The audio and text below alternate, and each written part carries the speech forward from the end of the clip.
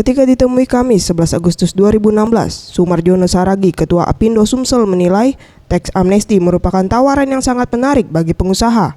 Terlebih lagi, tarif tebusannya cukup adil. Namun dalam penerapannya, para pengusaha meminta aturan yang jelas serta kepastian hukum. Soemardjono menambahkan, teks amnesti merupakan sesuatu hal yang baru, sehingga masih banyak orang yang belum terlalu memahami. Namun, ketika nantinya telah ada kejelasan dan kepastian hukum yang dimengerti oleh wajib pajak, maka para pengusaha akan mengikuti teks amnesti karena program ini sangat menarik di mana dapat menyelesaikan kekeliruan dan kesalahan baik yang disengaja atau tidak di masa lalu. Menarik bagi pengusaha.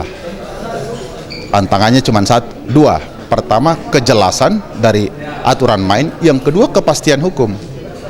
Karena undang-undang baru, perangkat peraturan juga masih baru, pemahaman juga bermacam-macam. Oleh karena itu, ketika kepastian hukum dan kejelasan aturan ditangkap oleh wajib pajak atau pengusaha, maka semua akan mengikuti teks amnesti.